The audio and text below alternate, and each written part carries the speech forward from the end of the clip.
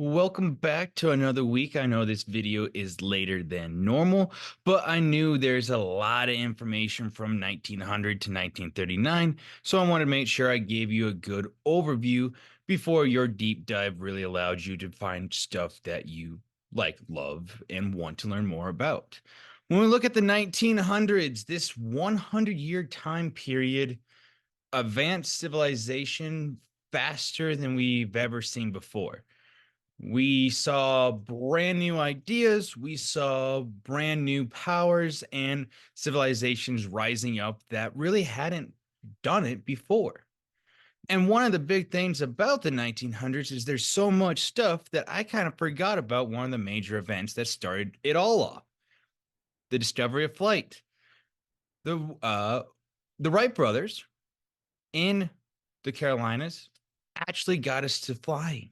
They actually were able to lift off the ground and have that flying machine built for us. And then less than 65 years later, about 65 years later, we land on the moon. So you can just see how quickly those advancements were made just in something like the area of flight and travel. But there's other advancements made like Russia and Japan. They start off the 1900s with war, and that's going to be the common theme throughout the 1900s. It feels like it's one war after another, one major war after another, groundbreaking, life-changing ideas. Japan wins this Russo-Japanese War, and it freaked out everybody. It literally sets up the next 40 years for sure, and 100 years within that, because Russia was embarrassed. Russia was this big country, this powerful country, this country that's been around forever, that's kind of westernized, but still keeps its traditions in the East. And the people are starting to get a little less faith in the royal family, the Romanovs. The Romanov family becomes a lot more important later, but right now we see that first domino fall, that little nick in their armor, where all of a sudden the Russian royalty is not as larger than life as they once were. And so Russia being embarrassed, they kind of drop in the world status of superpowers.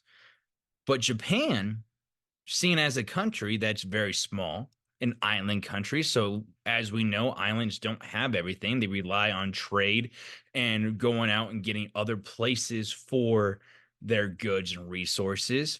And Japan was seen as like that little brother that kind of like pushed around country because they just didn't have the stuff that major militaristic countries had. But with Japan beating a major power like Russia, all of a sudden they had a look at me type of category.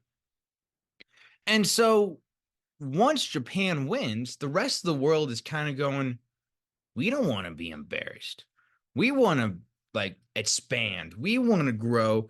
And the long-term causes of World War I start happening. First things first, it's nationalism.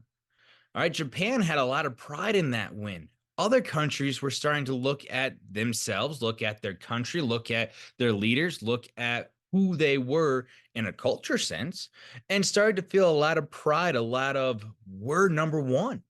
They started to push off like we're the best, everyone should follow us.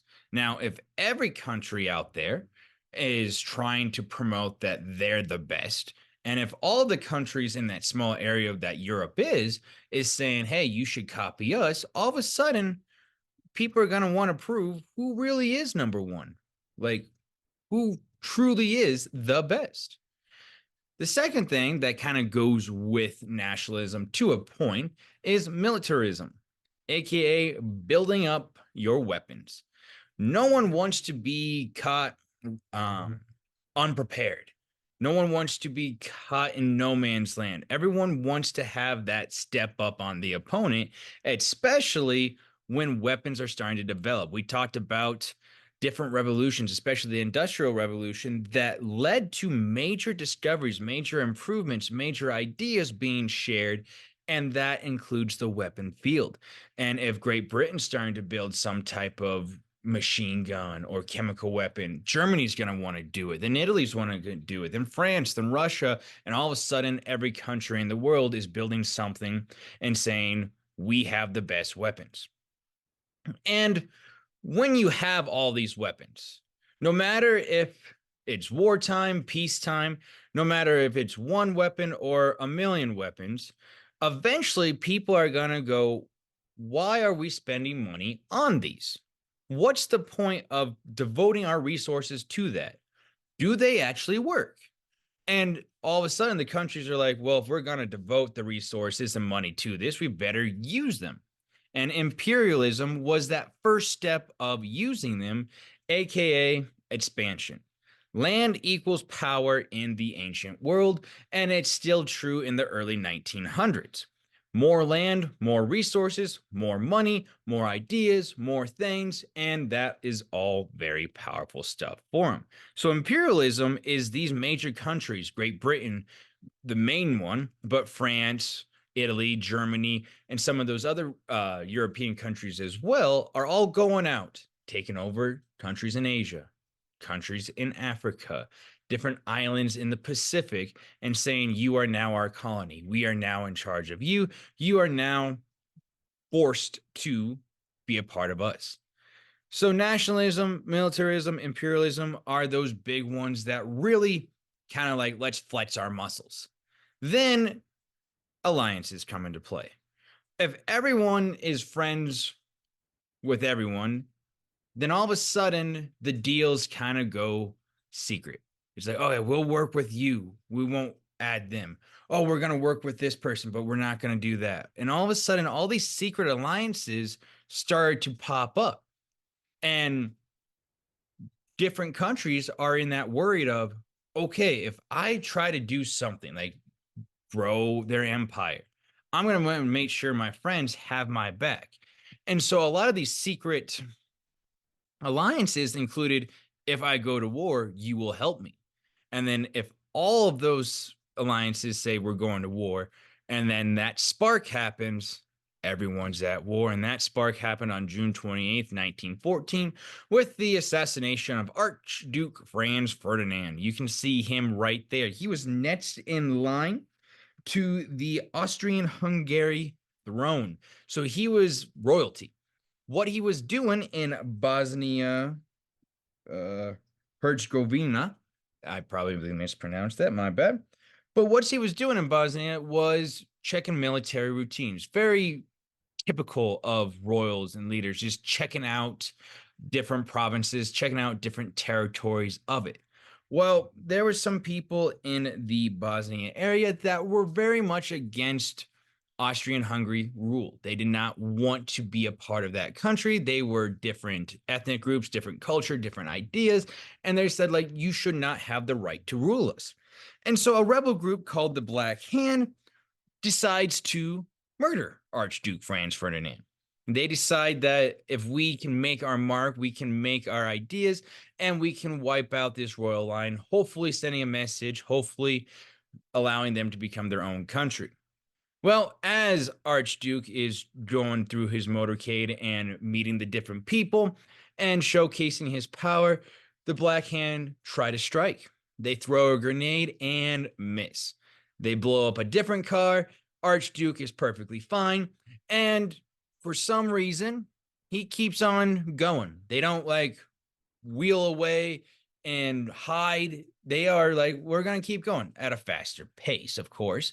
But it's one of those where he's not trying to look scared of, oh, shoot, I almost got killed. He was like, we're going to just hurry up through my little parade. They turn off a side street a few blocks later as they kind of get that stuff done. And right there, they meet Princip. He is a part of the Black Hand, and he is one of them who was going to murder the Archduke. Now, of course, it failed. And so he was kind of in that mode of, we're done, kind of going away. Then all of a sudden, the Archduke appeared right in front of him. And he shot, killing the Archduke and sparking the war. Austria-Hungary declares war on Serbia, July 28th, 1914. And then within the next week, we have Germany, Russia, France, Belgium, Montenegro, Great Britain, and many, many, many, many others following him. Germany kind of takes that forefront for the Central Powers. They're the ones who really step forward. Austria-Hungary might have started the war, but Germany was definitely going to leave their mark. And Kaiser Wilhelm II is, we won it all. Germany fighting everyone, Germany going for it. And unfortunately for Kaiser Wilhelm, he's fighting the war on two fronts, France and Russia. He wants a quick victory in France. He thinks he can just steamroll them, take them over, and just dominate. Now, we'll talk about World War II and how Hitler actually does that. Wilhelm does not. Stalemates happen and trench warfare takes place, and that's where we hear some of those terrible stories of trench warfare, no man's land, chemical weapons, like foot rot due to the wet shoes, and insert so many more terrible things. But it's stalemate, and the war slows down on that front. On the Russian front, he is meeting up with the Russians, and there's a lot of back and forth. Nothing is actually happening, though. That's the big thing. With Russia, a lot of deaths, a lot of like fighting, but Germany will take a little, Russia will take a little, Germany back and forth. And Russia, once again, was expected to do a whole lot. And you can see the royal family right there, Tsar Nicholas and his family. Young Anastasia is in there. If you've ever seen the movie Anastasia, that movie does not quite predict what actually happens to this royal family. Because in 1917, the Bolsheviks rise up and they're like, we are done. Vladimir Lenin, you can see him right there, is promoting the ideas of Karl Marx and promoting the idea that, hey, the people should have the power, the people should have a piece of the things, and really changing those ideas and trying to get rid of the royal family, which has stood for centuries upon centuries upon centuries. And the peasants, the poor people are finally saying, like, wait a second, our lives are miserable. Our lives are not good. And they rise up and they capture the royal family. Vladimir Lenin sets his government in place and is now leader of it. Well, there's always going to be supporters of the royal family. And even though the royal family are prisoners off in middle Russia or on the other side of Russia, well far away from Moscow and the other major cities, the big thing is Lenin and the other leaders of Russia were like, we can't have them. And unfortunately, unlike the movie Anastasia, everyone in that family was brutally murdered. Their bones were buried and they're hidden in the forest. And we have recently believed we discovered the bones and the grave sites of them, but they were basically kind of like buried in the woods, hopefully for everyone to forget about it, or according to Lenin, to forget about it. But with Russia out of the war, because once the Bolsheviks rise up and take them out, they're like, we're not fighting this war anymore. That was the royal family war, not our war. Germany can focus on other things, and the U-boats take place, and they're bombing everything. They've sink the Lusitania. U.S. Ships after that follow. And on April 2nd, 1917, President Wilson of the United States goes to Congress and goes, we need to go to war. And they agree, and the United States joins the war with a new troops, new energy. The war comes to a close with the Treaty of Versailles, and Germany is screwed. Oh my goodness, do they get blamed for everything? The economy of Germany, the army of like it. On paper, Germany should have never recovered. That's how bad they were seen. That's how bad the places were put on them. The reparations that they had to pay took decades. It took them like almost 100 years to pay off, and that still was through other means as well. So when we look at the treaties of Versailles, it was very one-sided, as in the leaders, Great Britain and France, wanting it all and blaming Germany for everything. Italy, we saw switch sides, did not like the Treaty of Versailles because they did not get a lot of things. And the United States, we did not really like the Treaty of Versailles because President Wilson went in with his 14-point plan and he's like, here's what we got to do. And he really promoted it. but him and Congress were not getting along. So when the Treaty of Versailles came to the United States and Congress had to ratify it, had to say, yes, we accept, they did not. And so we had to make our own treaties to end the war with everybody. And that is why, even though the United States proposed the League of Nations, this group of countries to help govern themselves and make sure major war never happens again, the United States never actually joined. And if we came up with the concept and then we never joined the concept, it failed miserably. And we can kind of connect the dots to see that, hey, World War II, which happens 20 years later, probably started as soon as World War I ended. We just needed to move the pieces to get to that point. So, with the war over, the Spanish flu hits and the pandemic hits the world, and even more people die. So, the end of the 19 teens was a lot of death for the world, a lot of, oh my goodness. But pandemic ends, people start to recover, and all of a sudden, life becomes pretty great in the roaring 20s. The 1920s, it was city life. The lights were on and we were going to have fun. The jazz age took place. It was all about the consumer culture. In other words, people were buying things they can't afford. Time and time and time again, buying things when you don't have the money to buy it is a bad idea. But in the 1920s, everyone was like, hey, this is new. Let's try it. Let's go. Women could vote and prohibition was taking place. So a lot of changes took place in the 1920s. Prohibition led to a different type of consumer culture and bootleggers, speakeasies. People still got alcohol. Prohibition didn't really work. It took away the average drinker, but if you wanted it, you had that secretness, you had that ability to get it through the bootleggers and people like Al Capone, leading towards more destruction, more death in the gangsters' fight, in the mafia battles, and so on and so forth. The Roaring 20s is like a bubble. You keep blowing into that bubble, it gets bigger and bigger and bigger. Eventually, it's gonna pop.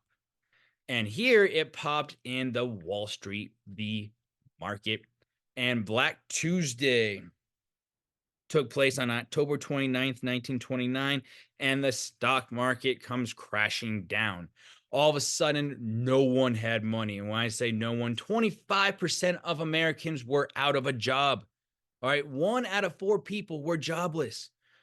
Hoovervilles, aka homeless, like tent campgrounds, were all over the cities, all over the places, trying to just kind of figure anything out.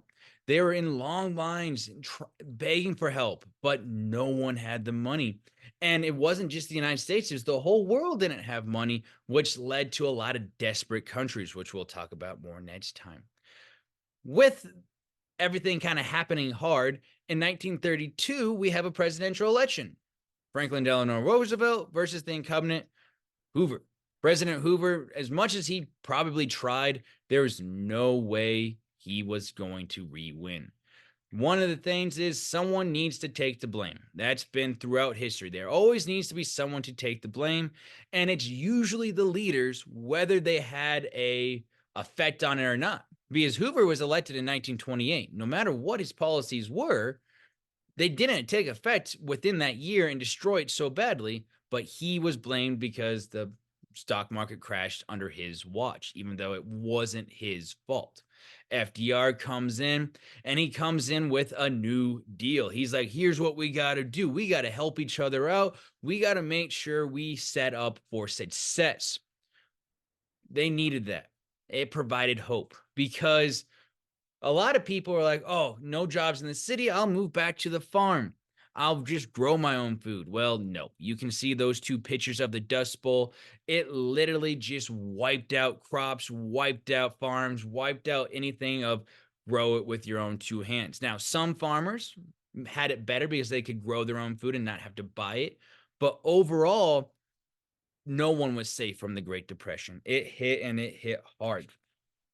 When we look at the New Deal, it got people to work. It rearrange the economy. A lot of policies, a lot of companies appear, and it'll kind of has a still effect today through different avenues with it.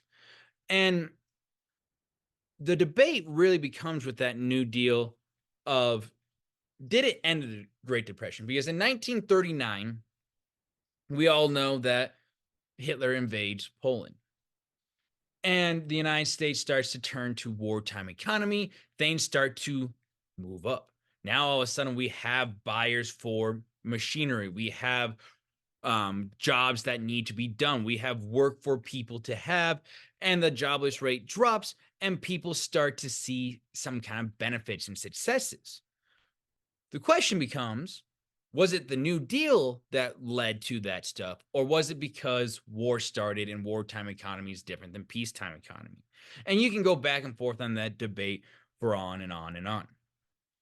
One thing that I will say about the New Deal is it did give people hope. All right. It provided that change, provided a spark that allowed people to go, there's something coming. Now, did everyone agree with it? No. Today, do you look back on it and some people say, oh, this is awesome, this was terrible, whatever? Yes, debates forever and ever. But you can't deny it gave a lot of people hope. And in a time that literally says Great Depression, like major sadness, you can translate that too. Hope was very, very helpful for the people. That's the early 1900s. When we look at what we talked about, we've transversed throughout the world. We looked at the United States mostly because a lot was going on here in the United States. Next week, we will continue with starting with World War II, and we'll go through some more years, and we'll eventually wrap up with modern or today's world. So the discussion post is posted. Make sure you look at that, reply to 2 people, become the expert on a topic you like, and definitely have fun with it. If you have any questions, feel free to ask.